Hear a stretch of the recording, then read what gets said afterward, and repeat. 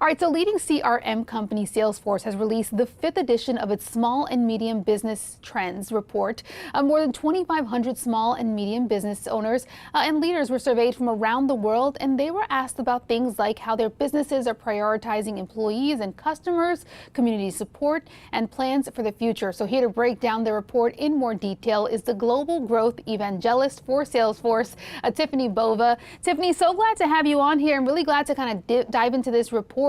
Can you just break down what you thought was the most significant finding overall from the report? Absolutely. Well, thank you for having me. Look, this survey was taken in June and July of this year among 2,500 small business owners around the world. And we were able to gain tremendous insights into not only what they have done to survive over the past 18 months, but also what changes they have made to help them thrive in the future. To survive, we found 72% of them managed by investing more in digital and adopting an online economy, including 23% of growing SMBs started using e-commerce for the very first time over the past 6 months.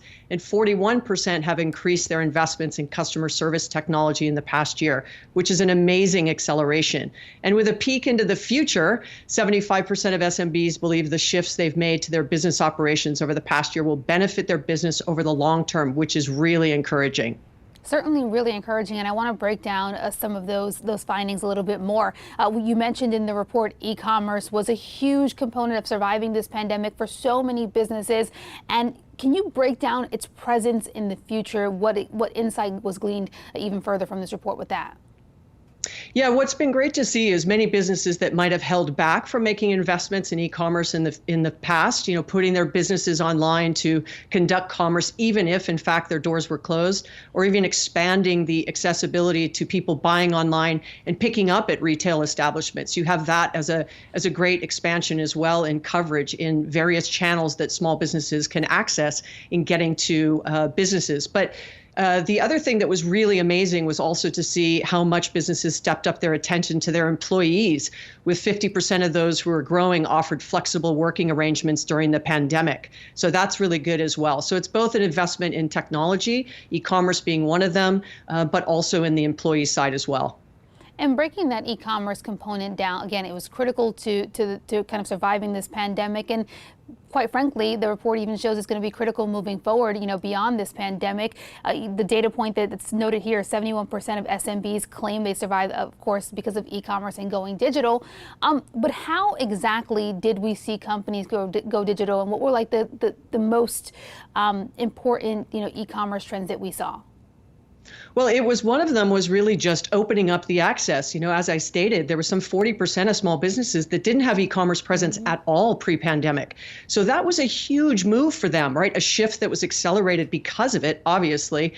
We wish that we would see more small businesses have done it, without a crisis being the catalyst. But look, we'll take it, because ultimately this is about making sure that small businesses are not only set up for success today, but set up for success in the future. And that e-commerce is a way to do it. And so it can be their investments in social strategies and selling via social media on platforms like WhatsApp or TikTok. It can be e-commerce on straight websites, but it also can be using things like chatbots and customer service to really expand that access to growing in the e-commerce portfolio. We know that many small and medium businesses obviously adopted contactless services and even payments and such during the pandemic, given kind of the need for social distancing. In terms of moving forward, how likely is that going to be to continue to be a trend, and at the levels and numbers that we see it now? I think it's going to be a trend that continues. Look, there's two things that you get from that kind of appointment economy. One, you're able to give one-on-one service with customers and know what your scheduling and actual employee time will need to be in a store, for example. Like, you've got 10 people who have made an appointment in a store, so you know how you need to staff it that day. But it also allows your customers to feel safe in coming into the establishment and in having a greater experience, if you will, during that time that they are in your store. So it's two sides to the equation. It's one from a pure small business standpoint for scheduling as well as health and well-being of their employees, but also from the customer side. And I can tell you, I'm in Los Angeles, and I've seen many stores continue the appointment economy even today. And I've asked a number of them if they are going to continue doing it going forward, and they absolutely say yes. You know, it's interesting because the report certainly shows, the opportunities that going digital presented so many businesses in terms of their business to customer relations. But I even wonder on a B2B side, what's the opportunity here to support so many of these small and medium businesses that need to maintain and even grow their digital presence even further after seeing the opportunity it presented during the pandemic? Look, that's all about this kind of hybrid future of selling and engaging with customers. We definitely have seen, even here at Salesforce, that this digital first engagement strategy with customers in the B2B side is absolutely a way for you to stay connected. And what has also shown itself is customers actually appreciate these short bursts of connection with higher value, impact to those connections that they might have had. It used to be a 90-minute meeting or 60-minute lunch meeting, and now a 15-minute quick appointment with a customer in a virtual way allows them to really have flexibility in their day, but find that value when and how they need it. So fascinating. You know, obviously a report like this obviously helps so many of these small and medium businesses understand the path forward. But I think, is it fair to say it kind of even helps Salesforce in understanding the opportunity that the company has in supporting so many of these small and medium businesses?